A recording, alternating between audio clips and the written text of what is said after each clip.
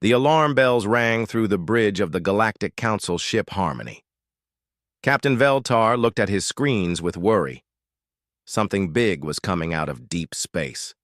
Something that should not be there. "Report," Veltar said to his crew. "Unknown." "Ship approaching, sir," said his sensor officer. "It came from the dark zone. No one goes there." The dark zone was a part of space that all smart species avoided. Strange things happened there. Ships that went in never came back. The Council had marked it as forbidden territory long ago. "Show me," Veltar ordered. The main screen lit up. What they saw made everyone go quiet. The ship was huge, bigger than anything in their fleet. But it was not beautiful like Council ships. This ship looked like it was built for war. Its hull was dark gray metal with scars and marks all over it. Sharp edges stuck out everywhere. It looked like someone had taken a weapon and made it fly through space. "By the stars," whispered the communications officer. "What is that thing?" The ship moved closer. It did not slow down or change course. It just kept coming straight at them like it owned the space around it. "Sir, should we call for backup?" asked the weapons officer. Veltar thought about it. His patrol fleet had 5 ships. They were well armed and had good shields, but looking at this strange vessel made him feel small and weak. Send the standard? Greeting first, he decided. Let them know who we are. The communications officer pressed buttons on his panel. "Unknown vessel, this is Captain Veltar of the Galactic Council Peacekeeping Force. Please identify yourself and state your purpose." In Council space, they waited. The alien ship kept coming closer. Veltar could see more details now. The hull had weird patterns on it. Some parts glowed with a soft blue light. Other parts looked like they could open up and shoot things. Big things. Then the reply came. The voice was calm and spoke in perfect Council standard language. "This is Admiral Sarah Chen of the United Earth ship Retribution. We are just passing through your space. Please stand down and let us continue our journey." Veltar blinked. Stand down? He had never heard anyone talk to the Council fleet like that. "Did they just tell us to stand down?" "Sir, they are not slowing down," reported the navigation officer. "They will reach our position in 10 minutes. "Admiral Chen," Veltar said into the microphone, "this is Council space. All ships must follow our rules. You need to stop for inspection and registration." The human ship was close enough now that Veltar could see gun ports all over its hull. Lots of gun ports. More than his entire fleet had combined. "Captain Veltar," came the calm voice again. "We appreciate your dedication to your duties. However, we have urgent business elsewhere. We will not be stopping." "Sir," the weapons officer whispered, "I am reading their weapon systems. The numbers do not make sense." "What do you mean?" "Their main guns are bigger than our entire ship, and I count at least 50 smaller weapons. Each one is more powerful than our main cannon." Veltar felt cold. "That cannot be right. Check your sensors." "I have checked 3 times, sir. Also, their shields are unlike anything I have seen. Our scans cannot get through them properly." The human ship was now only a few thousand kilometers away. It was enormous up close. Veltar could see people moving behind windows on the bridge. They looked just like the pictures of humans in the Council database. But those files said humans were a primitive species that had just learned to fly in space.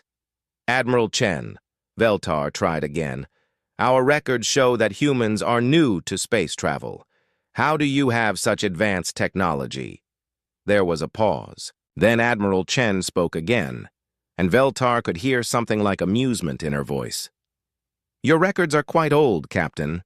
We have been traveling between stars for over 200 years. We have been traveling between galaxies for 50 years. "Between galaxies?"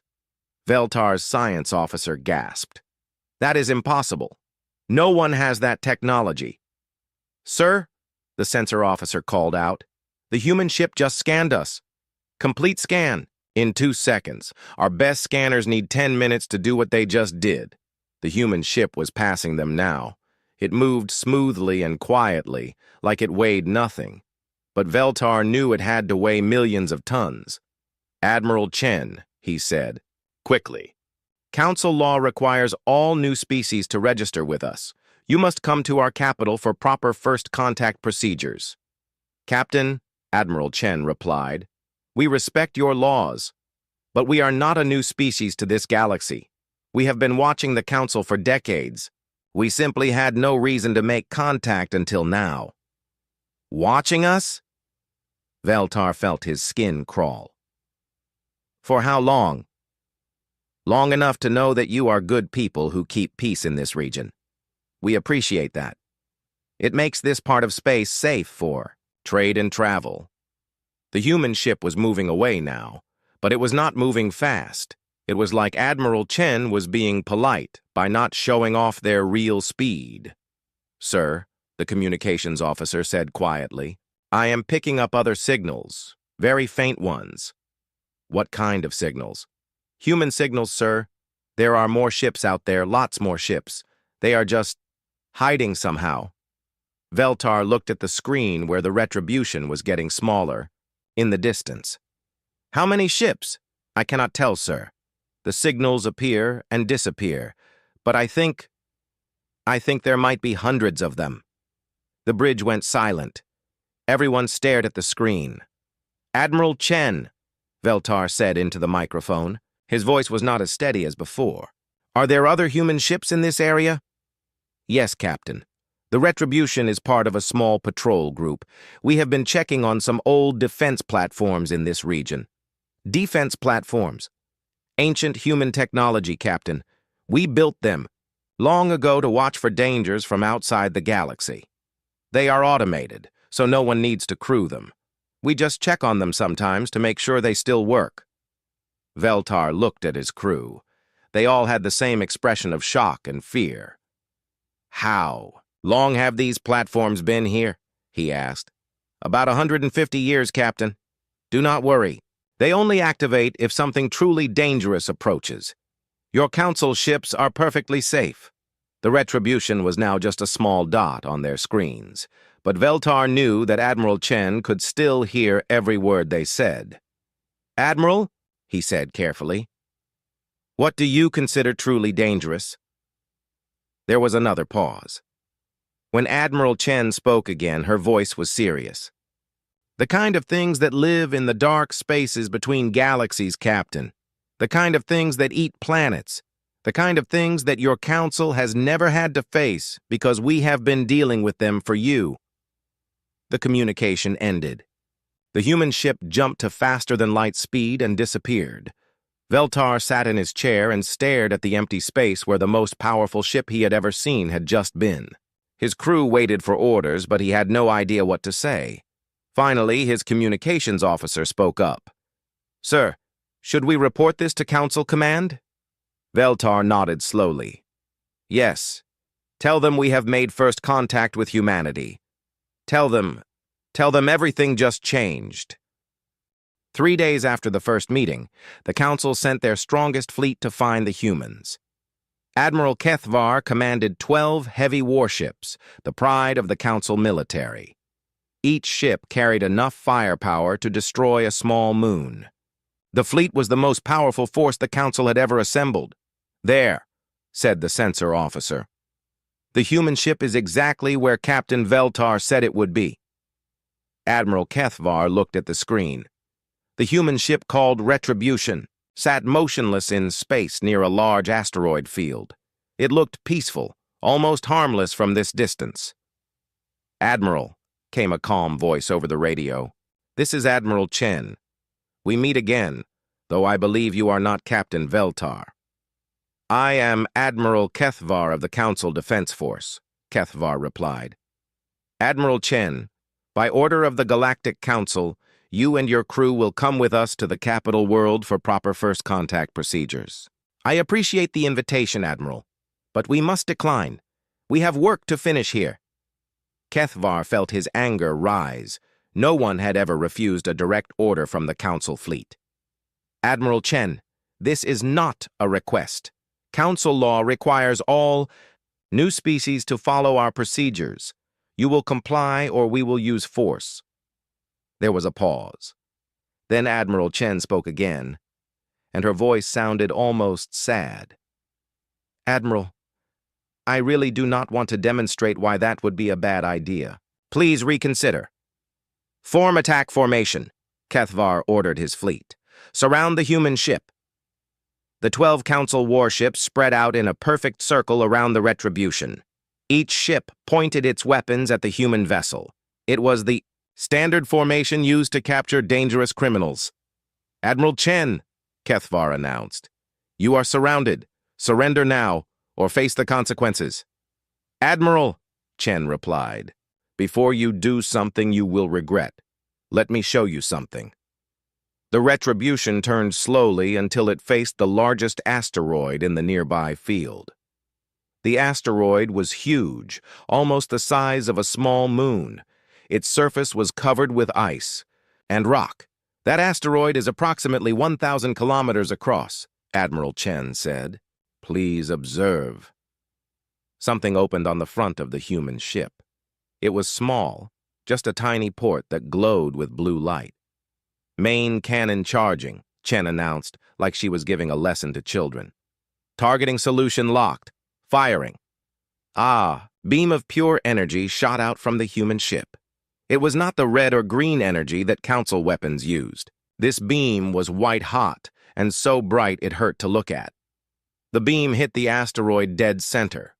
For a moment, nothing happened. Then the entire asteroid simply disappeared. 1 second it was there, solid and real. The next second it was gone, not broken apart or melted. Gone. Completely gone. The Council bridge crews stared in shock. Admiral Kethvar felt his mouth hanging open. That was our lightest weapon, Admiral Chen said calmly. We call it a point defense cannon. We use it to shoot down missiles and small fighters. Impossible, whispered Kethvar's weapons officer. No weapon can do that. The energy required would power our entire fleet for a year. Admiral Kethvar, Chen continued, you seem like a reasonable person.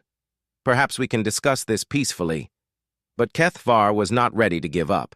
He had orders from the Council. All ships, launch probe fighters, scan that ship completely. I want to know how. They did that. 20 small probe ships shot out from the Council fleet. They were fast and carried the most advanced sensors the Council had ever built. They raced toward the Retribution from all directions. Oh dear, Admiral Chen said. Admiral, please recall your probes. Why should I? Because I do not want to. Embarrass you in front of your crews. The probe ships were almost at the human vessel when small ports opened all over the Retribution's hull. Tiny beams of light shot out. Each beam was no thicker than a finger, but they moved faster than Kethvar could follow. Every probe ship was hit at exactly the same moment, but they were not destroyed. Instead, they just stopped moving. They hung in space like toys. Your probes are unharmed, Admiral Chen said, but their engines and sensors are temporarily disabled. We will return them to you shortly. Bright beams appeared around each probe ship. The beams pulled the probes back to their ships like invisible hands. How? Kethvar asked. How did you target 20 moving objects at once? Our computers are quite good, Admiral. Now shall we try a different approach? Kethvar was not finished. He had one more trick. All ships, prepare to jump inside their formation. Maximum speed. All weapons ready. This was the Council's most advanced combat move. All 12 ships would jump to faster-than-light speed for just a moment, appearing right next to the enemy ship from all directions at once. Admiral, please do not do that, Chen said. Why not? Because you will hurt yourselves. Execute jump, Kethvar ordered. The 12 Council ships activated their fastest engines. They jumped toward the human ship from all directions, planning to appear right next to the Retribution with all weapons firing. Instead, they passed right through empty space. The human ship was simply not there anymore. Kethvar's fleet found themselves in the same circle they had started in, but now they were pointing their weapons at each other. Where did they go? Kethavar shouted. Behind you, Admiral Chen said pleasantly. Kethavar spun around. The Retribution was floating calmly behind his flagship, close enough that he could see people walking around inside it. How? He whispered. We moved, Chen replied. Your jump technique is very impressive, by the way. We developed something similar about 100 years ago. You moved during our jump? That is impossible. Nothing can move that fast. Admiral, may I ask you a question? Kethavar was too shocked to argue. What? What is the fastest your ships can travel? Our best ships can reach 50 times the speed of light. I see. The Retribution can travel at approximately 10,000 times the speed of light, when we need to. The Council bridge crews went silent. Even the computers seemed to stop humming. 10,000 times? Kethavar's science officer said weakly. That would mean you could cross the entire galaxy in days. 6 days, actually, Admiral Chen confirmed. But that is our normal cruising speed. When we are in a hurry, we can go faster. Admiral Kethavar sat down heavily in his command chair. His strongest fleet, his best weapons, his most advanced technology. None of it mattered. The humans had just played with them like adults playing games with children. Admiral Chen, he said quietly, what do you want from us? Nothing, Admiral. We want nothing from you. We are simply passing through your space on our way home. We have been away for a long time, and we miss Earth. Away? Where have you been? The Andromeda Galaxy. We had some business there. It took longer than expected. Kethavar looked at his crew. They all had the same expression of complete shock. Admiral Chen, he said, I think the Council needs to have a longer conversation with your people. I agree, Admiral. Perhaps we can arrange a proper meeting, somewhere peaceful, where your leaders will not feel threatened. Threatened? By what? By us, Admiral. We are very good at what we do. Sometimes that frightens people. Admiral Kethavar looked at the human ship floating behind his fleet. He thought about the asteroid that had simply disappeared. He thought about his probe ships being caught like insects. He thought about his entire fleet being outmaneuvered without effort. Admiral Chen, he said, I think I am beginning to understand why. The meeting took place on a neutral space station at the edge of Council territory. The Council sent their best diplomats, scientists, and military leaders. Admiral Chen came alone in a small shuttle that was somehow more advanced than the Council's largest warships. Council leader Jarati welcomed Admiral Chen to the station. Admiral, thank you for agreeing to this meeting. We have many questions. Of course, Chen replied with a smile. I understand this must be confusing for you. Please ask whatever you need to know. They sat in the station's main conference room. The Council leaders looked nervous. Admiral Chen looked like she was having tea with old friends. First, said Science Director Molan, your technology. Our best scientists cannot understand how your weapons work.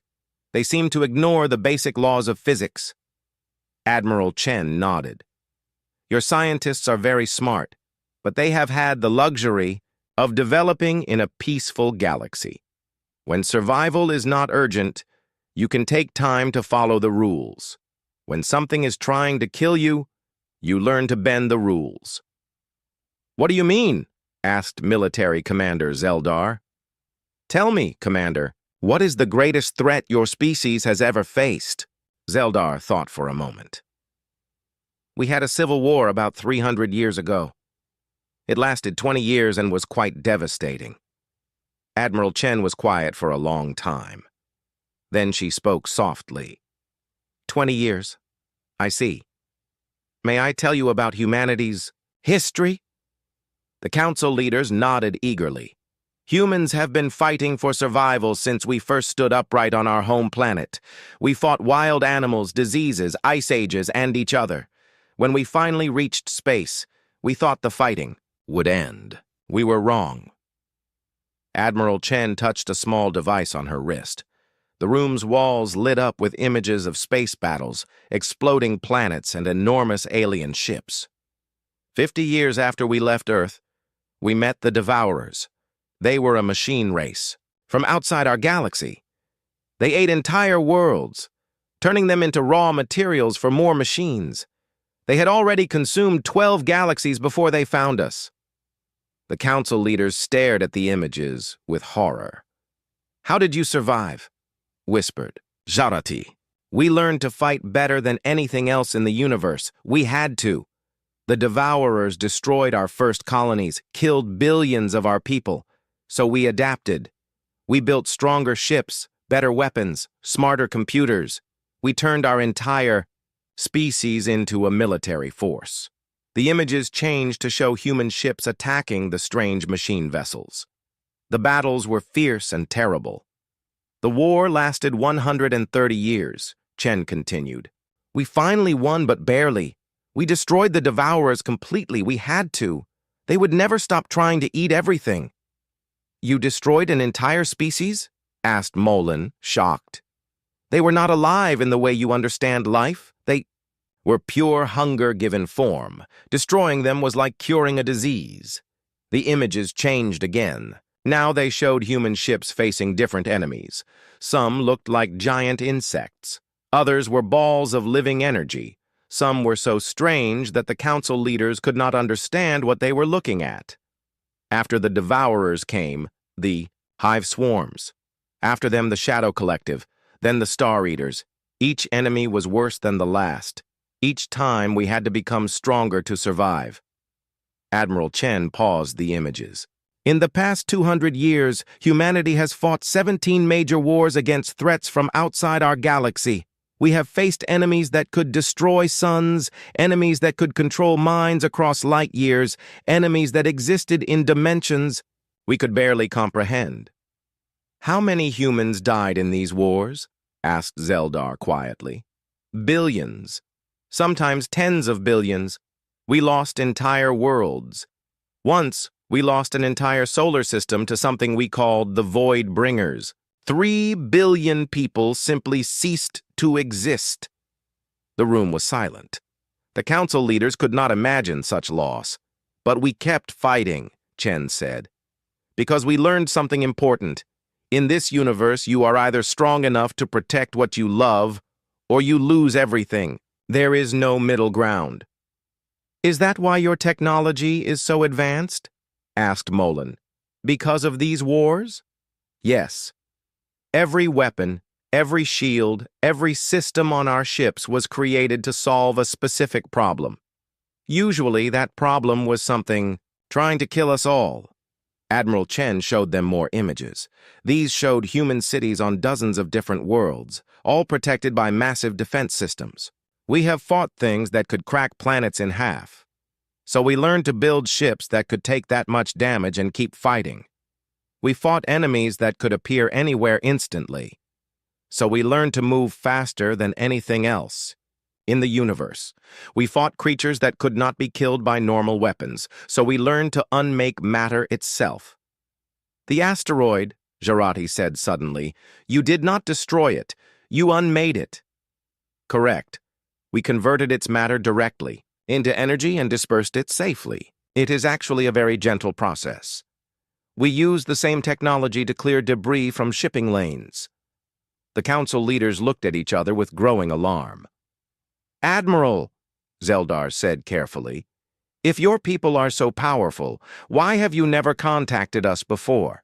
Because you did not need us. The council has done an excellent job keeping peace in this region. Your species have grown and prospered under your protection. Why would we interfere with that?" "But surely you could have helped us advance faster," said Molan. Admiral Chen shook her head. "Advancement that comes too quickly can be dangerous. You needed to develop wisdom along with knowledge. Giving weapons to people who have never faced real danger often ends badly." "Real danger?" Jarati asked. "What do you consider real danger?" Admiral Chen was quiet for a moment. When she spoke, her voice was very serious. "Right now, there are 3 different threats moving toward this galaxy. One is a race of energy beings that feed on the life force of entire worlds. Another is a machine intelligence that turns planets into computer networks. The third is something we call the silent death. We are not sure what it is, but it leaves nothing behind. No people, no planets, no stars, just empty space. The council leaders felt cold fear creeping up their spines. "When will they arrive?" asked Zeldar. "The first will reach the outer edge of this galaxy in approximately 50 years. The others will arrive later." "What can we do?" Jarati whispered. "Admiral," Chen smiled, and for the first time, it was not a sad smile. "You can let us help you prepare. We have been fighting these enemies for decades. We know how to stop them. But it will require changes. Big changes." "What kind of changes?" "You will need to learn to think like warriors instead of peacekeepers. You will need to build weapons instead of just patrol ships. You will need to accept that sometimes violence is the only answer." The room was quiet for a long time. Finally, Jarati spoke. "Admiral Chen, how many humans are there in this galaxy?" "About 50 million. Most of our people live in other galaxies now. This region is considered a quiet retirement area." 50 million humans could defend an entire galaxy? Admiral Chen's smile grew wider. "Council leader, one human ship could defend this galaxy if it had to, but we prefer to work in groups. It is safer that way." She stood up from her chair. "I will give you time to think about what I have told you. When you are ready, we can begin preparing your defenses." As Admiral Chen walked toward the door, Jarati called after her. "Admiral, why are you willing to help us? What do you gain from this?" Chen stopped and looked back at the council leaders. Her expression was kind, but also very tired. "Council leader, we have been fighting monsters in the dark for 200 years. It would be nice to have some friends." 3 months after the diplomatic meeting, the council's military leaders met in secret. They gathered in a hidden base far from any trade routes. The base was surrounded by the most advanced stealth technology the council possessed. "Gentlemen," said Supreme Military Commander Velthax, "we have a problem. The humans claim to be our protectors, but how do we know they are telling the truth?" Around the table sat the finest military minds in the galaxy. Each had decades of experience in warfare and strategy. "Their technology is certainly impressive," admitted Admiral Kethvar. "But perhaps they are not as invincible as they claim. Perhaps they have weaknesses we have not discovered." Fleet Commander Zaranel nodded. "Every species has limitations. Even the humans must have blind spots. We need to find them." "Agreed," said Velthax. "I am authorizing Operation Silent Truth. We will test the humans without their knowledge. If they are truly as powerful as they claim, they will detect us easily. If not, we will learn their weaknesses." The plan was elegant in its simplicity. The Council would deploy their most advanced stealth fleet to the human patrol area. These ships used experimental cloaking technology that made them completely invisible to all known sensors. They would observe the humans closely, map their capabilities, and report back. The stealth fleet consisted of 20 ships, each one a masterpiece of Council engineering. Their hulls were coated with materials that absorbed all forms of radiation. Their engines produced no heat signature. Their computers ran on quantum processors that left no electronic trace. Commander Ixtar led the mission from the flagship Shadow's Edge. He was the Council's best stealth specialist, a master of invisible warfare. "All ships maintain radio silence," Ixtar whispered into his microphone. "We are ghosts. We do not exist." The fleet moved toward the human patrol area like a pack of invisible hunters. They had been planning this mission for months. Every detail had been considered. Every possible human sensor type had been accounted for. "Sir," reported his sensor officer quietly, "we are approaching the target zone. The human ship should be directly ahead." Ixtar looked at his screens. Space looked empty, but his instruments told him the human ship Retribution was somewhere nearby. "Beginning passive scan," whispered the science officer. "Looking for the human vessel." Minutes passed, then an hour.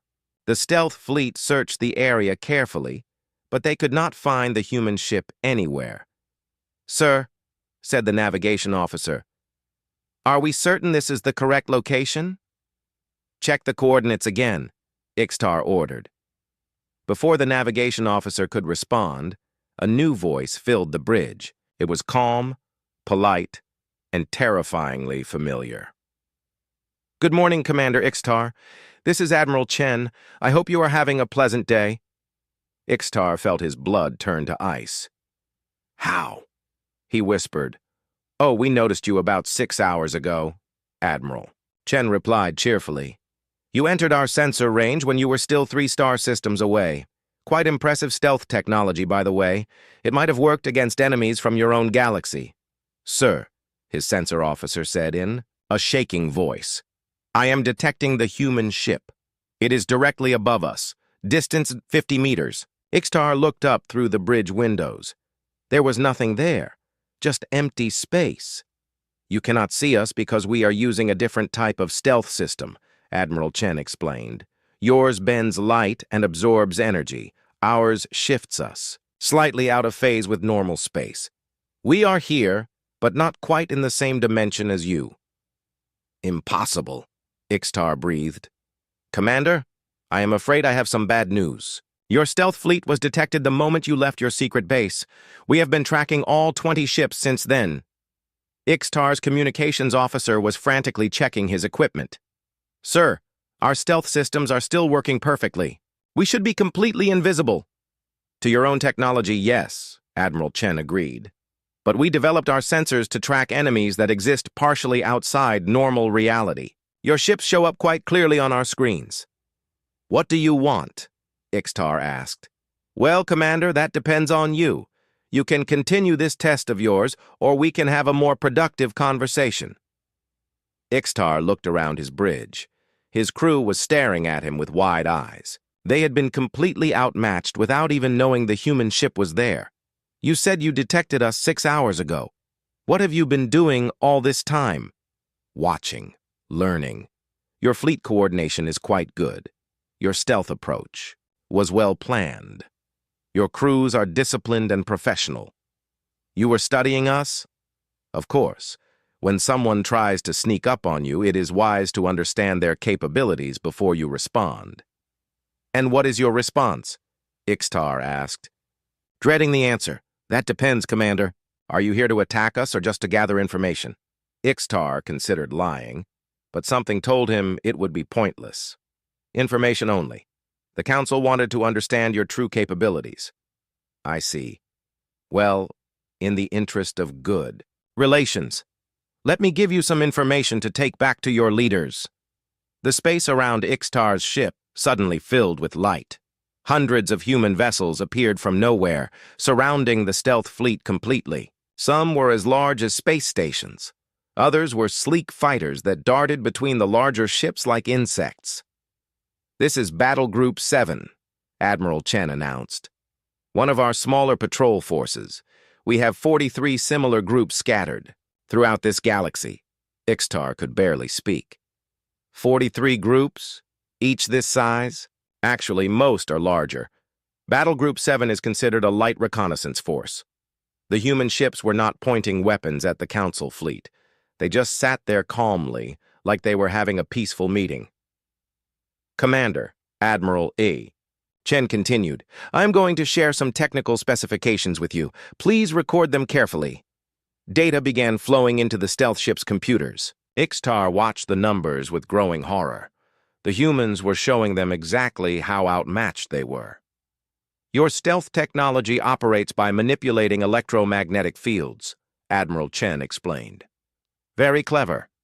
However, we track ships by monitoring gravitational distortions, quantum fluctuations, and dimensional variance. Your ships might as well be firing signal flares." "Why are you telling us this?" Ixtar asked. "Because the enemies that are coming will have similar detection methods. If you want to survive the next 50 years, you will need much better stealth systems." "You would help us improve our technology?" "Commander, we are going to do much more than that. We are going to completely rebuild your military capabilities, starting with these ships. Beams of light shot out from the human vessels, surrounding each council ship in a glowing cage. Do not be alarmed, Admiral Chen said quickly. We are not attacking you. We are upgrading your ships. Upgrading them? Your stealth systems are about to become 100 times more effective. Your weapons will be 20 times more powerful. Your shields will be able to stop attacks that would have vaporized you before. Ixtar watched his ship's systems changing before his eyes. New programs appeared in the computers. New components materialized in the engine rooms. It was impossible, but it was happening. How are you doing this? He whispered. Matter manipulation technology, Commander. We can restructure objects at the molecular level. It is quite useful for field repairs. Within minutes, it was done. Ixtar's fleet had been completely transformed. His ships were still recognizably council vessels, but they hummed with new power. There, Admiral Chen said with satisfaction. Now your ships might survive the first wave of attacks when the real enemies arrive. The first wave?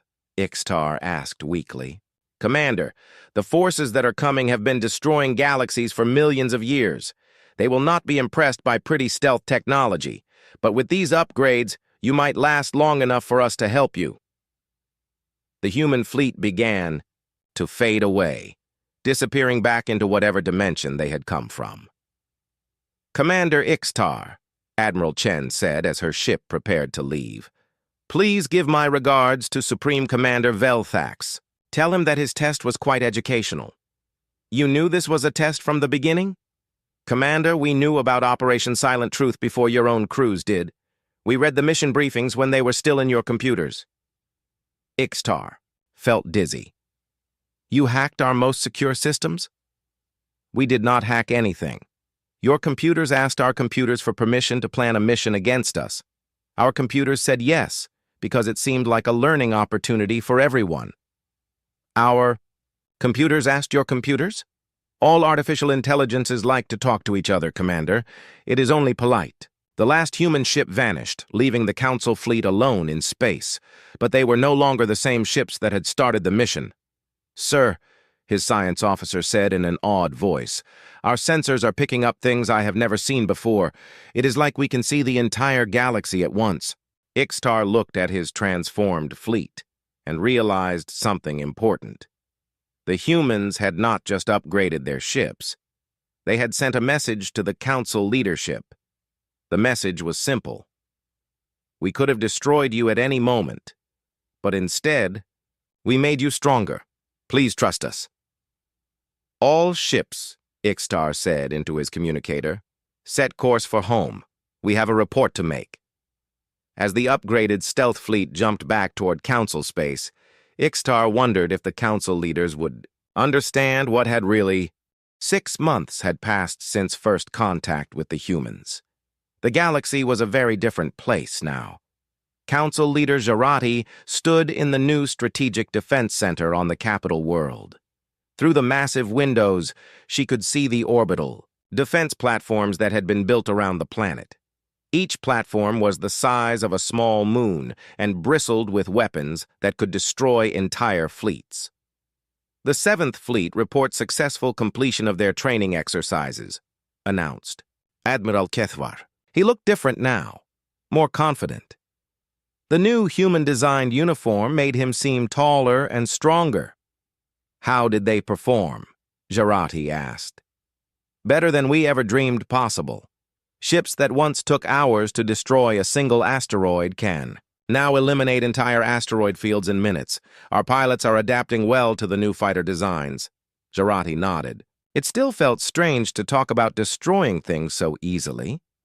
The Council had spent centuries building a peaceful civilization. Now they were learning to become warriors. Any word from the human patrol groups? She asked. Admiral Chen reports that the early warning systems are working perfectly. We now have complete coverage of all approaches to our galaxy. Nothing larger than a small moon can enter our space without being detected immediately. The early warning systems were truly impressive. Human technology had placed sensor stations at the very edge of the galaxy, billions of kilometers beyond the last inhabited worlds. These stations could detect incoming threats from other galaxies and provide months of advance warning. What? About the medical centers? Jurati asked. Fully operational on all major worlds, replied Medical Director Yilshan. The human healing technology is remarkable. We can now cure diseases that were thought impossible to treat. We can even bring people back from death if we reach them within 6 hours. That had been one of the most shocking gifts from humanity. Their medical technology was so advanced that death itself was often just a temporary inconvenience. Heart attacks, strokes, even massive injuries could be reversed completely if treatment was started quickly enough. The economic reports are equally impressive, added Trade Minister Golvar. Productivity is up 400% across all sectors. The human manufacturing systems can create anything we need from basic raw materials. The humans had shared something they called universal fabricators. These machines could take simple elements like carbon, iron, and silicon and transform them into computers, vehicles, or even food. The Council's old factories looked like toys in comparison. What about the cultural adaptation programs? Jurati asked. Some resistance, but less than expected, replied Education Director Nimtel. Most citizens understand that these changes are necessary for survival. The history lessons about humanity's wars have been educational. The Council had decided to tell their people the truth about what was coming. The approaching threats from outside the galaxy were real and terrifying. But knowing that humanity had faced similar enemies and survived gave everyone hope. Council Leader Admiral Kethvar said, I have a personal question. What is it, Admiral? Do you ever wonder what we would have done if the humans had been hostile? Jurati was quiet for a moment. She had thought about that question many times. We would have been destroyed, she said simply. Completely and totally destroyed. We never would have seen it coming. That frightens me, Kethvar admitted. It should, agreed a new voice. Everyone turned. Admiral Chen had entered the room so quietly that no one had noticed. She wore the simple blue uniform of the human space navy and carried herself with the easy confidence of someone who had never lost a battle. Admiral Chen, Jurati said warmly. Welcome. We were just reviewing the progress reports. Excellent. Progress. Chen agreed. Your people are adapting to the new technology faster than we expected. In another year, your fleets will be able to handle most threats independently. Most threats? Asked Kethvar. What about the enemies you told us about? Admiral Chen's expression became serious. Those will require a different approach. When they arrive, we will fight them together, your fleets and ours, side by side. How many human ships will join the defense? Jurati asked. That depends. On which enemy arrives first. For the energy feeders, we will probably send about 50 battle groups. For the machine collective, perhaps 100. For the silent death. Chen paused. For that one, we will bring everything we have. Admiral, Kethvar did some quick calculations in his head. 50 battle groups. That would be thousands of ships. Yes, though we hope it will not come to that. We are working on new weapons specifically designed to counter each threat. With luck, we can stop them before they penetrate deeply into the galaxy. New weapons? Asked Jurati. Admiral Chen smiled. We have been busy. Our scientists have developed some interesting ideas. Star killers that can detonate enemy suns, reality bombs that erase objects from existence, time dilation fields that can slow entire fleets to a crawl. The Council leaders listened with a mixture of awe and horror. The humans spoke of weapons that could destroy stars as casually as others might discuss new farming equipment. Admiral, Jurati said carefully, may I ask you a personal question? Of course. How do your people live with such power? How do you resist the temptation to simply conquer everyone else?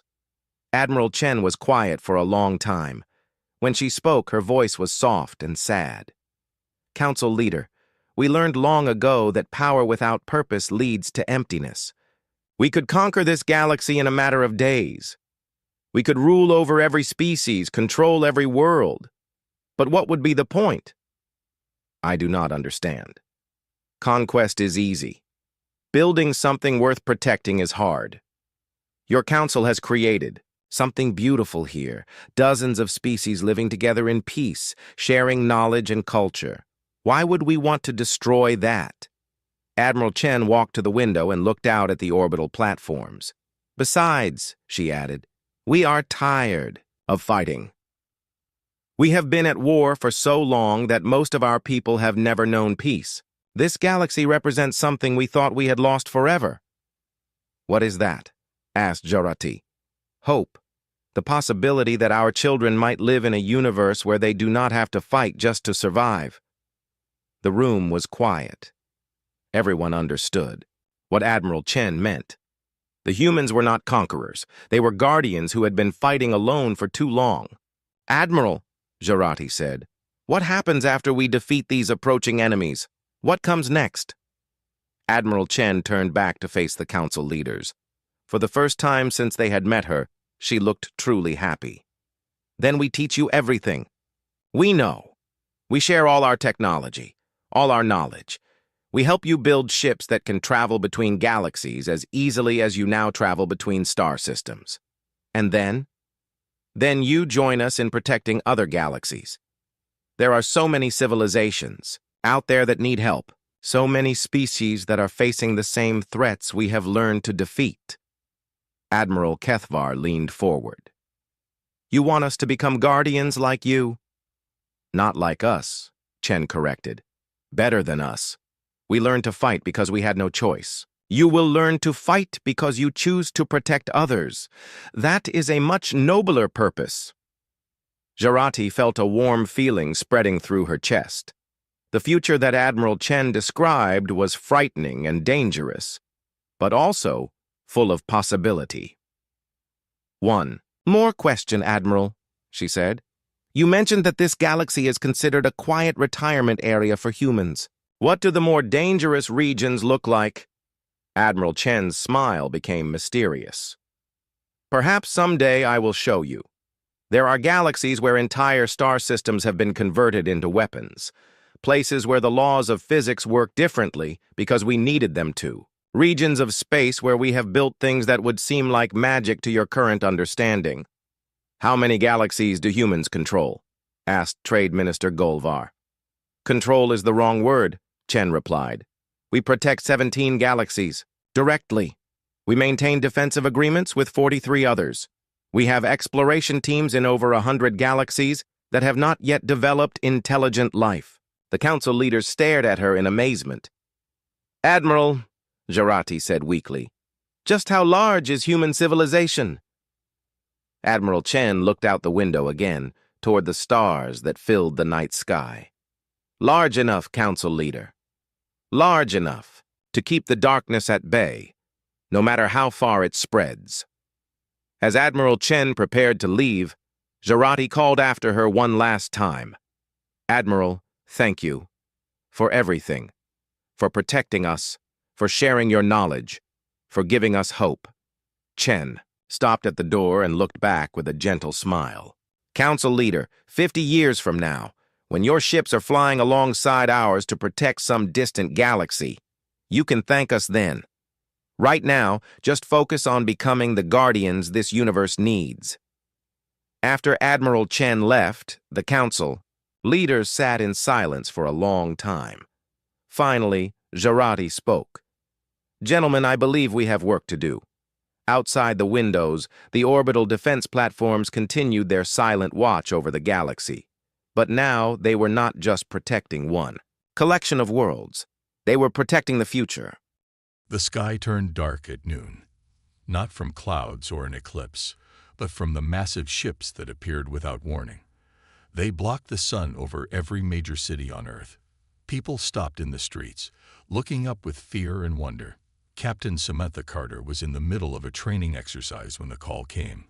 Her squad of Earth Defense Force pilots had been practicing formation flying when every communication device on the planet started to broadcast the same message. Humans of Earth, we are the Kravorian Empire. Your planet is now under our control. Resistance is not advised. Your leaders have 6 hours to surrender. The message played on repeat in every language. The voice was flat and cold, almost mechanical, but clearly not human. Samantha was immediately ordered to return to headquarters. As her jet touched down, she could see the chaos already spreading. People running, vehicles abandoned, soldiers trying to maintain order. Captain Carter, report to the command center immediately, a sergeant told her as she climbed out of her jet. Inside the underground command center, world leaders appeared on giant screens. Some were in offices, others in bunkers. All wore the same expression of shock and fear. General Paul Harris, commander of the Earth Defense Force, pointed to satellite images showing the alien ships. They're everywhere. Over 200 ships, each one bigger than our largest aircraft carrier. What can our weapons do against them? Samantha asked. Nothing. We've fired test missiles. They didn't even touch the ships. Some kind of shield technology. President Laura Simmons appeared on the main screen. I've called for an emergency meeting of the United Nations Security Council, but some countries are already talking about surrender. Across the world, militaries scrambled jets and activated missile defense systems. Nothing worked. The alien ships hovered, silent and threatening. Lieutenant Joe Martinez was working in the communications center when he noticed something strange.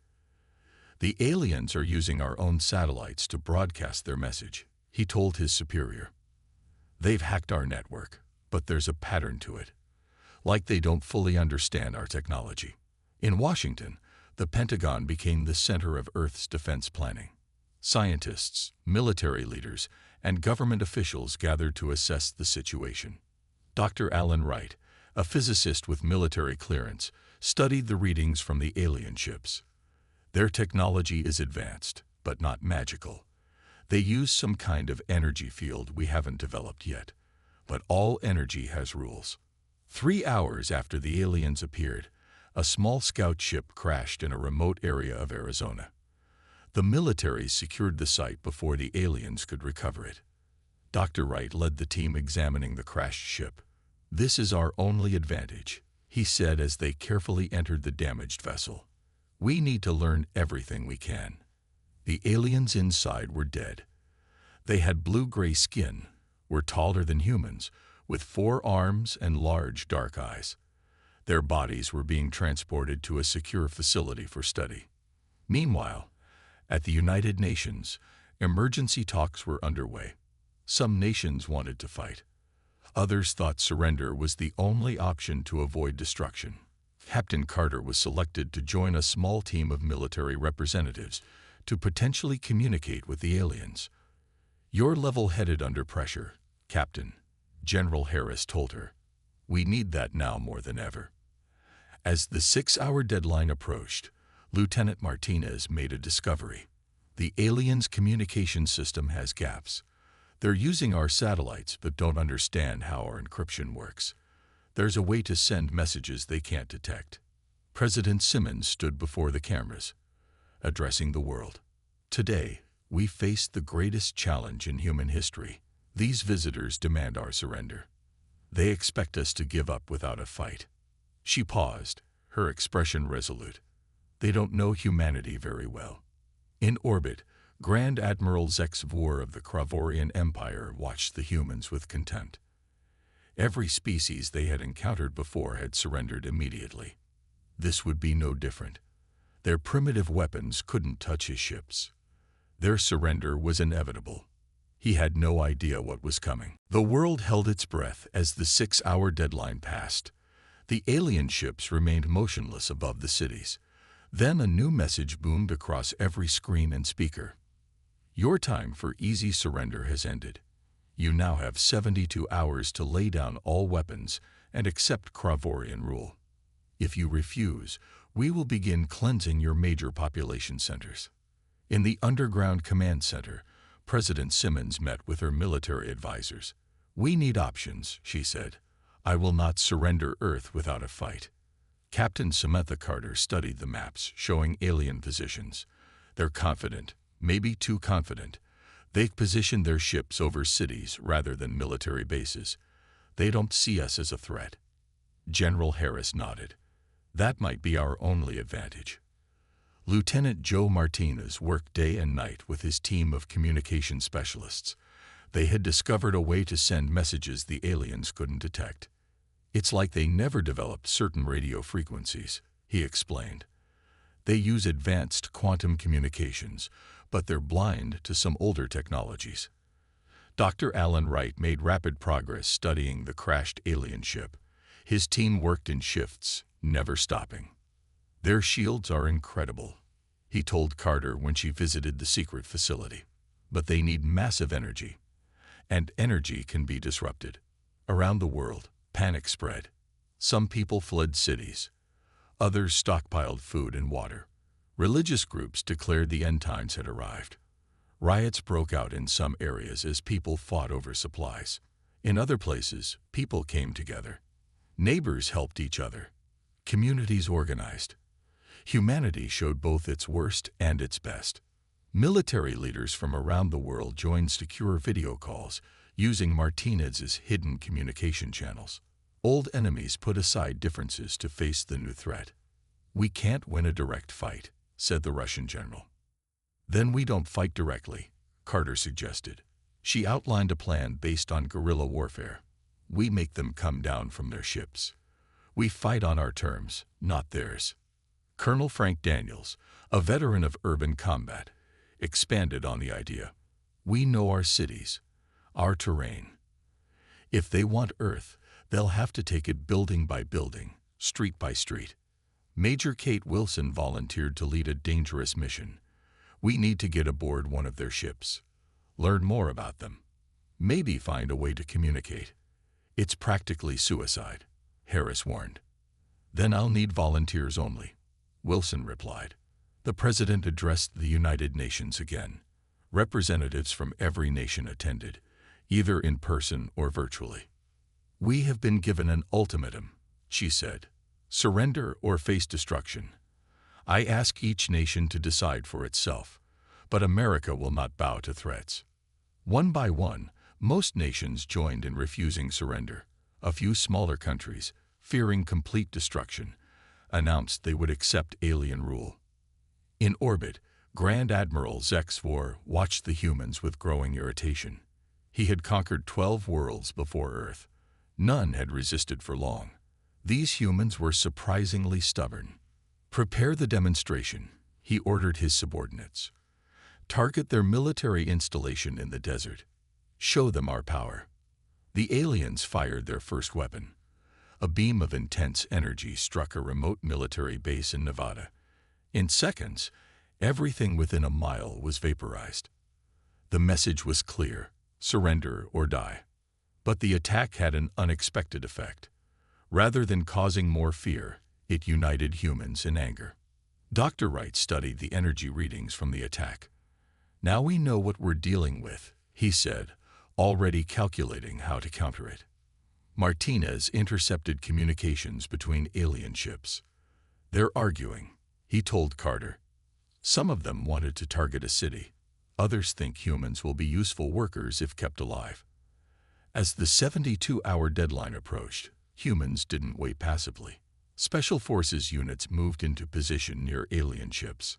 Scientists worked on adapting Earth weapons based on what they'd learned. Wilson and her team prepared for their infiltration mission.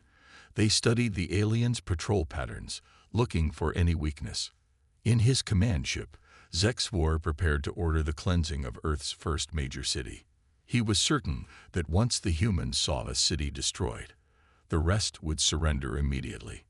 He had no idea that humans were already moving against him, and that surrender was not in their plans. The 72-hour deadline expired. Grand Admiral HFY gave the order, and the alien fleet began their attack. Massive energy beams struck military bases across the world. Aircraft carriers exploded. Missile silos melted. Air Force bases turned to ash. The aliens targeted military infrastructure first, confident they could cripple Earth's defenses in one coordinated strike. But many bases were empty. Acting on Carter's plan, forces had scattered to hidden locations: underground bunkers, mountain hideouts, submarines beneath the oceans. Dr. Wright's team had worked nonstop to create makeshift shields based on the alien technology. They weren't perfect, but they could absorb some of the energy from alien weapons. "We don't need to block it all," Wright explained to the soldiers testing his invention. "Just enough to survive and keep fighting." Lieutenant Martinez's communication network became Earth's nervous system. With normal military channels destroyed, his secure frequencies carried messages between scattered resistance groups. "They're landing troops in Chicago," came one report. "2 ships moving toward Beijing," said another. The aliens hadn't expected to need ground troops. They thought their overwhelming show of force would be enough. When humans continued to resist, they had to adapt. Kravorian soldiers were tall, strong, and equipped with advanced weapons and armor. They moved into cities expecting little resistance. They found chaos instead. In Atlanta, a small team of soldiers led by Colonel Daniels let the aliens advance into the city center. Then they triggered preset explosives, collapsing buildings and trapping alien squads in urban canyons. In Moscow, snipers targeted alien communication devices, creating confusion in their ranks. In Rio de Janeiro, civilians led aliens into narrow favela streets where their large bodies and rigid formation made them easy targets. Major Wilson's infiltration mission launched during the height of the attack. Her team used a modified transport plane, flying low to avoid detection, aiming for one of the smaller alien ships. "This is crazy," said one of her soldiers as they prepared to jump. "Crazy is all we've got," Wilson replied. They parachuted onto the hull of an alien ship. Using tools designed by Wright's team, they cut through an access panel. Alarms blared as they fought their way inside. Most of Wilson's team died in the fierce fighting. The aliens hadn't expected humans to be so bold. Wilson and 2 others made it to a central area before being surrounded. Rather than surrender, they set off explosives they had carried. The damage was severe. The alien ship lost power and began to fall from the sky. On the ground, Captain Carter led a strike team against landed alien forces. They used hit-and-run tactics, striking quickly and retreating before the aliens could respond. "They expect us to fight like they do," Carter told her team. "They expect formations and direct attacks. We won't give them what they expect." President Simmons broadcast messages of encouragement from a hidden location.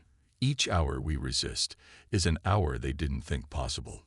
Each day we fight is a day they didn't think we could survive." The aliens' frustration grew. They had expected a quick victory. Instead, they faced constant harassment from an enemy that wouldn't stand and fight properly. Grand Admiral HFY summoned his commanders. "Increase the attacks. Destroy their major cities. Show no mercy until they submit." The alien fleet positioned over New York, London, and Tokyo. They prepared to demonstrate their power by destroying these cities entirely.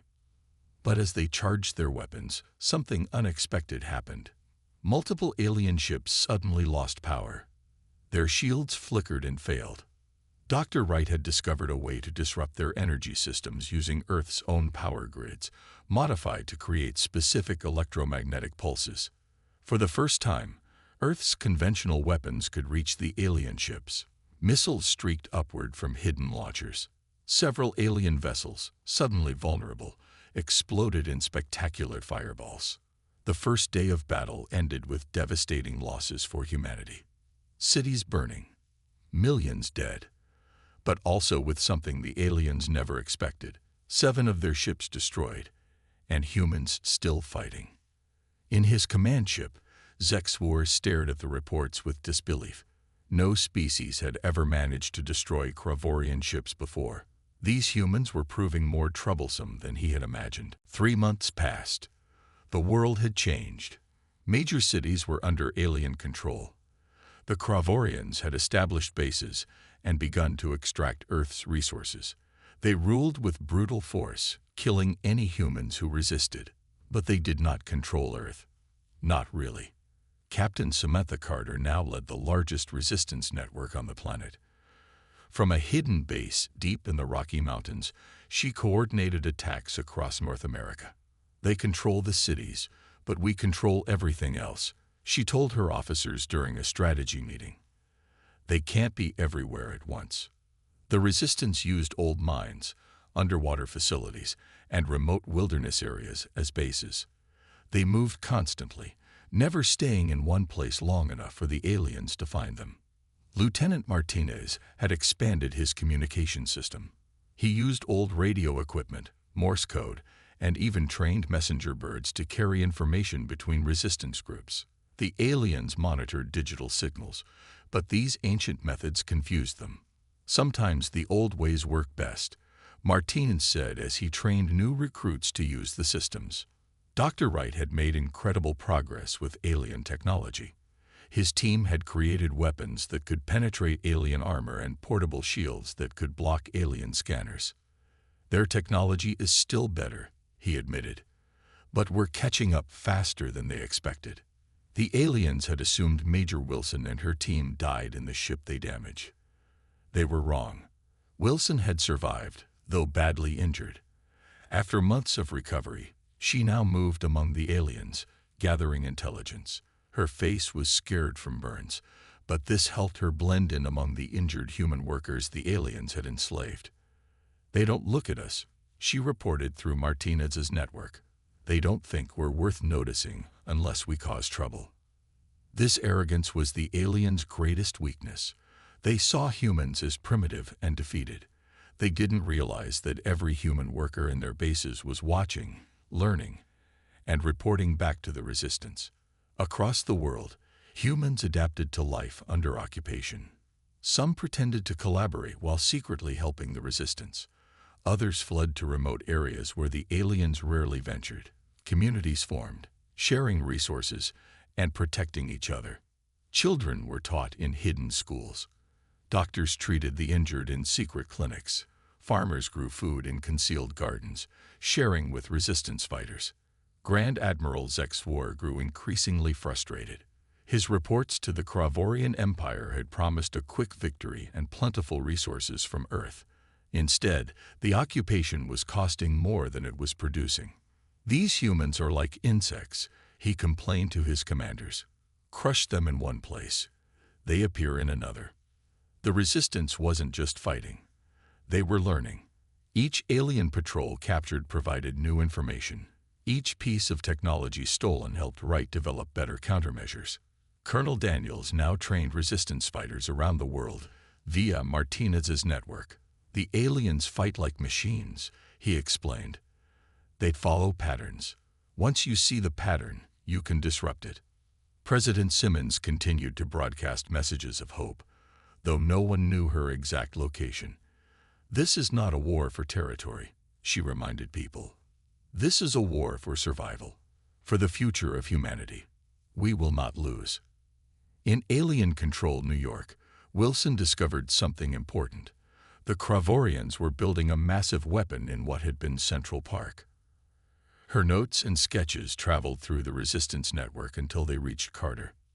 They're getting desperate, Carter said after studying the plans.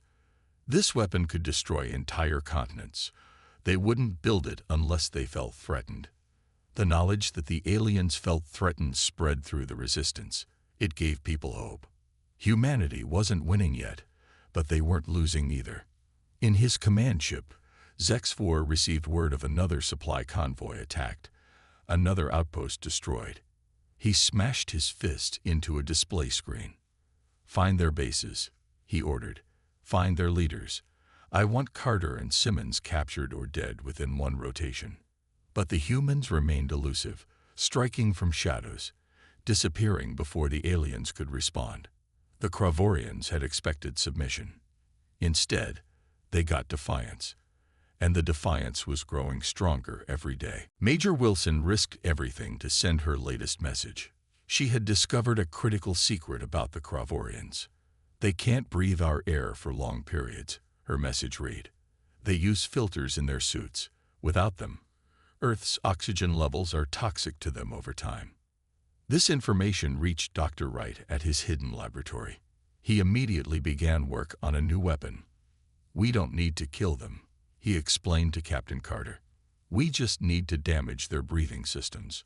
For 2 weeks, Wright's team worked without rest. They created a gas that would clog the aliens' breathing filters without harming humans. It wasn't lethal, but it would force the aliens to retreat to their ships. Lieutenant Martinez coordinated the most complex operation of the Resistance so far. Using his communication network, he planned simultaneous attacks on Kravorian command centers worldwide.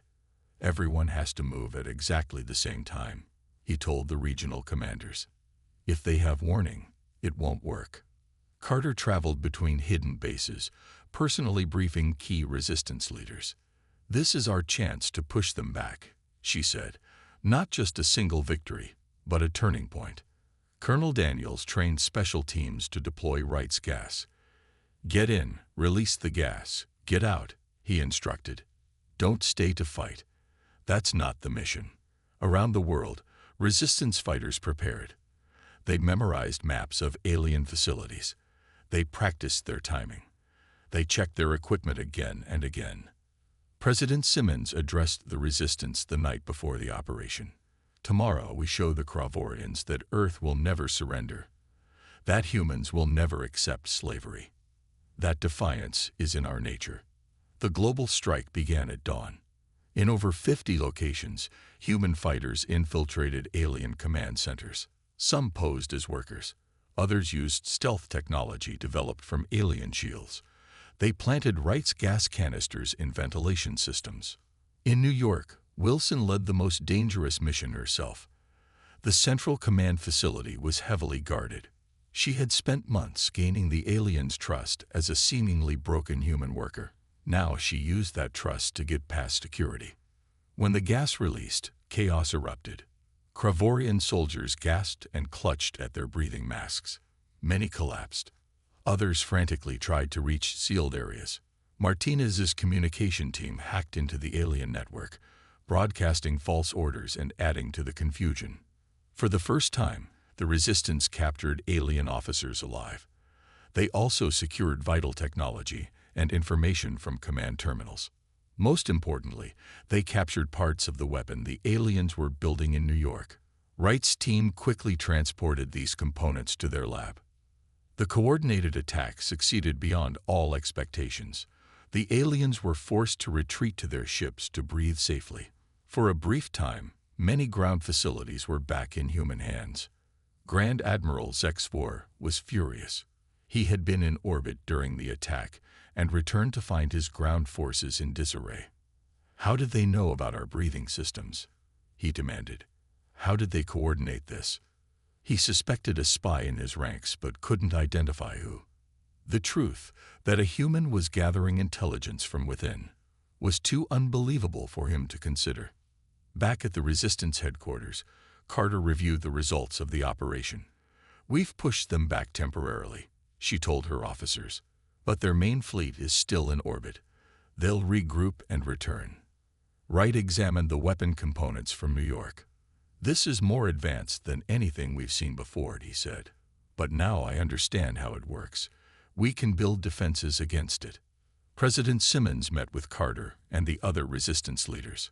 For the first time, they discussed not just survival, but victory. "The Kravorians thought we would surrender," Simmons said. "Then they thought they could crush us with force.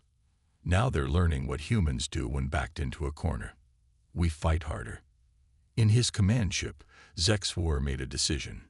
He sent a message to the Kravorian homeworld requesting reinforcements. "These humans are more dangerous than we thought," his message said. "We need more ships, more troops. This planet will not be easily conquered." The message would take time to reach the Empire. Until then, HFY faced a choice: retreat from Earth or find a new way to fight these unexpectedly defiant humans. The weeks after the global strike changed everything. Humans no longer hid in the shadows. They'd fought openly to reclaim their world. Dr. Wright and his team worked day and night adapting captured alien technology. They created weapons that could penetrate Kravorian shields and armor that could withstand alien weapons. "We're turning their own technology against them," Wright explained as he demonstrated a new rifle to resistance fighters. "This uses their energy principles, but with our improvements." The captured weapon components from New York proved invaluable. Wright discovered they were parts of a massive energy cannon designed to destroy entire continents. "They were getting ready to wipe us out," he told Captain Carter. "Our attack came just in time." Carter led a bold campaign to reclaim key locations. With their new weapons, human fighters could now face Kravorian soldiers directly. They retook military bases, power plants, and communication centers. "Push them back to their ships," Carter ordered. "Make them fight for every inch of our planet." Lieutenant Martinez expanded his communication system. Now he didn't just connect resistance cells, he broadcast messages of hope and victory to everyone. "Humans of Earth, we are fighting back," his broadcasts announced. "The aliens are not invincible. Join us. Every person can help, whether by fighting or by supporting those who fight." These messages brought thousands of new volunteers to the resistance. People who had been hiding or trying to survive now wanted to help reclaim their world. Major Wilson continued her intelligence work, but with a new focus. She established contact with alien workers, members of species previously conquered by the Kravorians. "They hate their masters as much as we do," she reported. "Some are willing to help us." From these contacts, Wilson learned the Kravorian Empire had conquered 12 other worlds before Earth. No other species had resisted successfully. Human defiance was unprecedented. President Simmons addressed the United Nations in a secure underground facility. Representatives from countries around the world gathered to coordinate their efforts. "We no longer fight separate battles," she told them. "We must unite as one planet against this threat." For the first time since the invasion, nations shared all resources and information. Old enemies became allies. The human race stood together. Grand Admiral Zexfor faced growing problems. His ground forces were being pushed back everywhere. His ships remained powerful, but they couldn't control the planet from orbit. "These humans adapt too quickly," he complained to his officers. "They're learning to use our technology faster than any species we've encountered." The Kravorians changed tactics.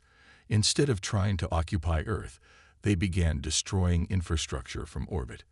They targeted bridges, dams, and power plants, hoping to force humans into submission through suffering. This backfired terribly. Each attack only strengthened human resolve. Dr. Wright created a defense system using the aliens' own weapons against them.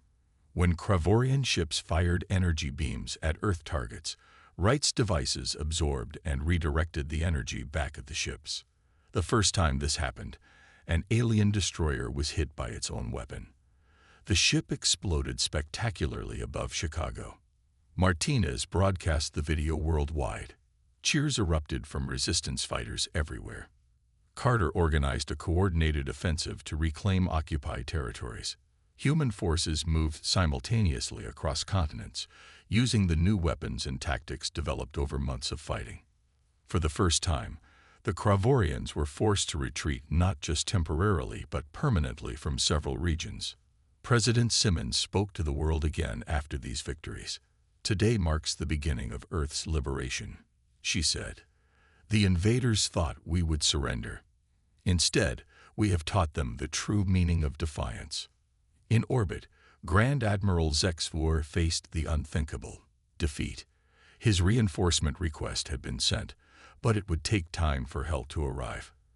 Until then, he had to prevent a total collapse of Kravorian control. "Prepare for the Omega Protocol," he ordered his commanders. "If we cannot have this world, no one will." The alien ships began to move into new positions around Earth. They were preparing for something big, perhaps their final act of destruction against the planet that had defied them. Major Wilson's alien contacts brought urgent news.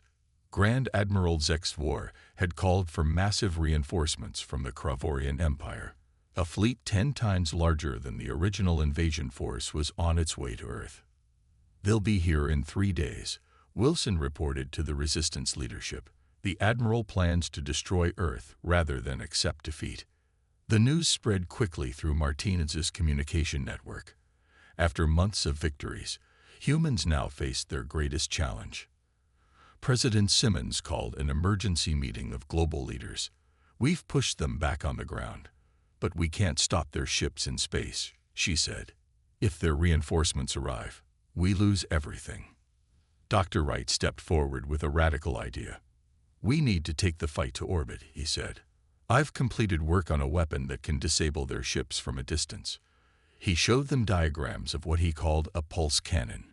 "It sends out waves that disrupt their power systems," he explained.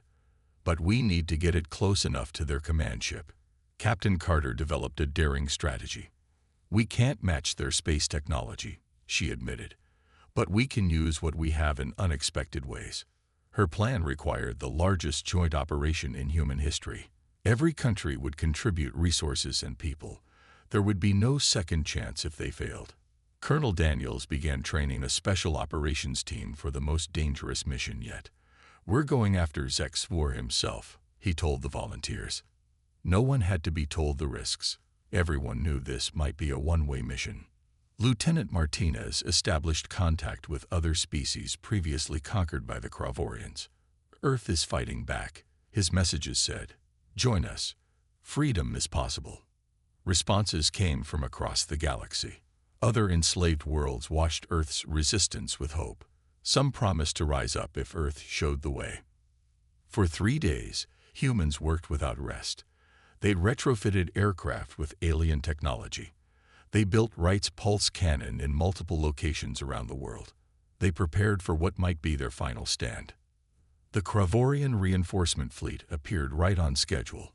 Over 100 massive ships emerged from faster-than-light travel near the moon. They moved into formation, preparing to join HFY's existing fleet for the final assault on Earth.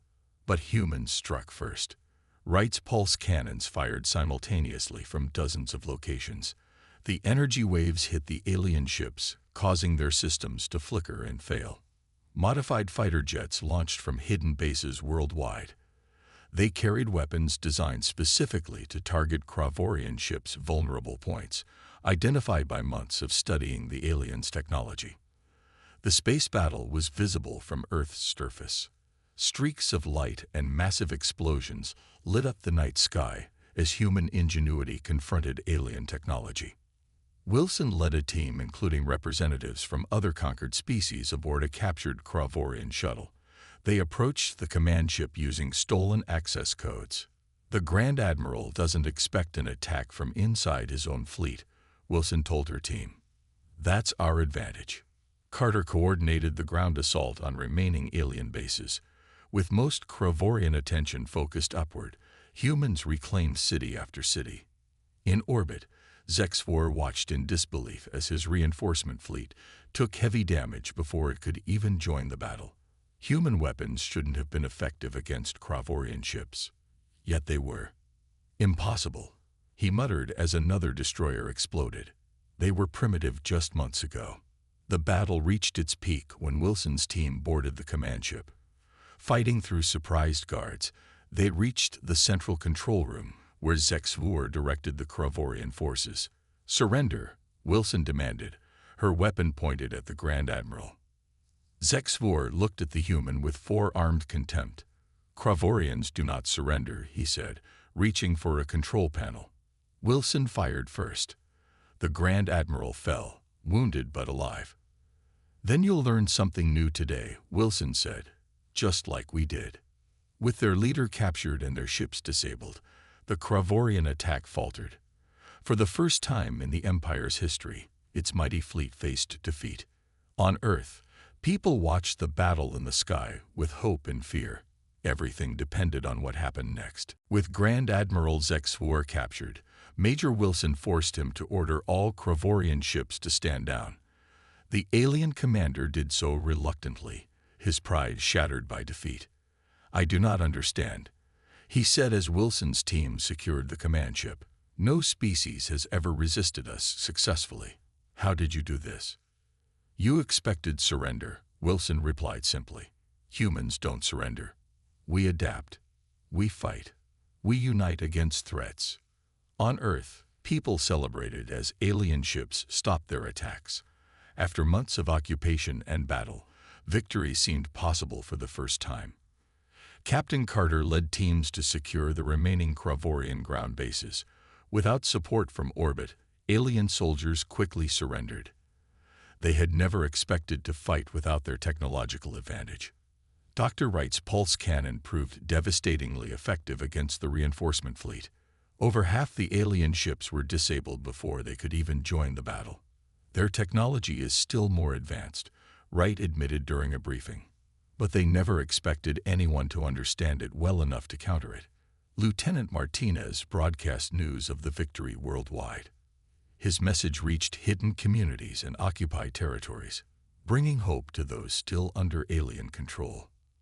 Earth is fighting back, and Earth is winning, his message declared. This is not the end, but it is the beginning of the end for the invaders.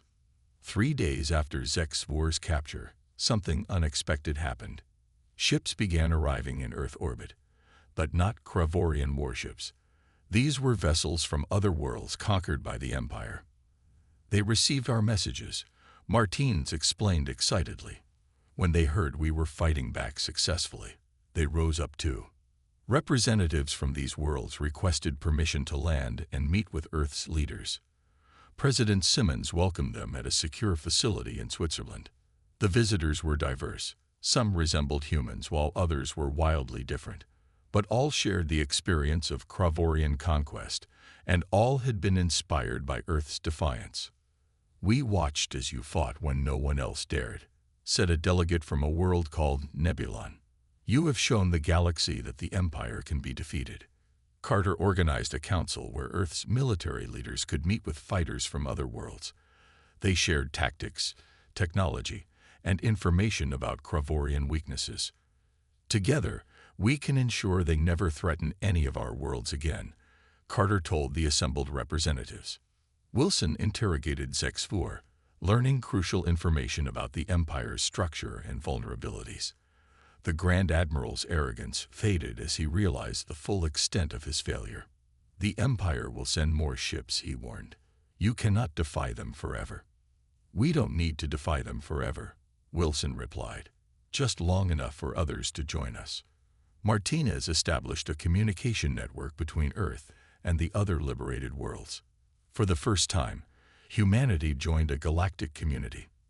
Dr. Wright worked with scientists from other planets, sharing knowledge and developing new technologies.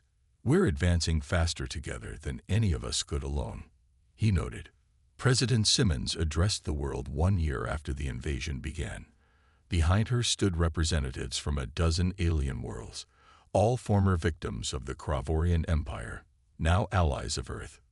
When the invaders came to our world, they expected surrender, she said. Instead, they found defiance. They found a species that would not bow, would not break, would not give up. Today, we stand not just as survivors, but as leaders in a new alliance of free worlds. As she spoke, the last Kravorian ships were leaving Earth's orbit, escorted by vessels from the Alliance. The defeated Empire had agreed to peace terms, recognizing the independence of Earth and the other worlds. Grand Admiral HFY watched from captivity as his forces departed. I still do not understand, he said to his human guard.